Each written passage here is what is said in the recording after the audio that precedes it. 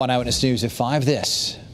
Now we're being sued for abiding by Connecticut law, and that's unfair. It is open season against Connecticut restaurants. Several have been sued by their workers, alleging they have been unfairly paid. Lawmakers plan to take a vote that would essentially stop the lawsuits, but that vote has been delayed. To provide a better perspective, Channel 3's Matthew Campbell is live at one of the restaurants being sued. Matthew?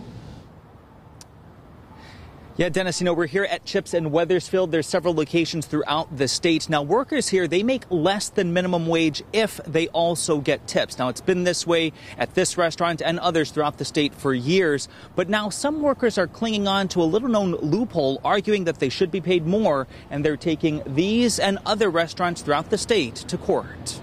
Vito's by the Water is closed, and the Connecticut Restaurant Association says the forecast for other restaurants, from mom and pops to bigger chains, is also looking grim. It could potentially affect everybody. Gloomy outlook is because workers from 8 to 10 restaurant groups are suing their employers. It stems from confusion over a decades-old law known as the 80-20 rule that allows restaurants to pay certain workers, like waiters, less than minimum wage. Within that measure, there's also this regulation. You need to segment all time, every minute of every time that a server steps away from their table. In a lawsuit against Chips, a waitress alleges more than 20% of her work was done away from tables, which would require tips on top of minimum wage. The unclear language has pitted some workers against the restaurants because each side is pointing to the same law. A way or a loophole to go after the restaurants. Lawmakers were close to repealing that loophole, and it had bipartisan support. The bill intended to do was just say, hey, these are the rules. The rules are 80-20. But Governor Lamont vetoed it, saying since it would affect the pending lawsuits,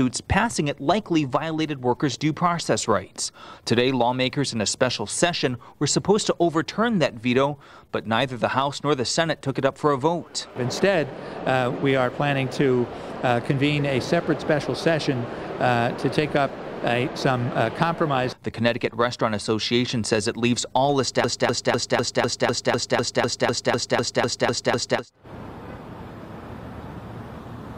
All right, now, even though no vote was taken here today, lawmakers say that the day was not a waste. That's because they were actually rejoining today to craft a bill for the future that would create a clearer plan for the future while also not impacting the current lawsuits. That's the latest live here in Wethersfield tonight. Matthew Campbell, Channel 3 News.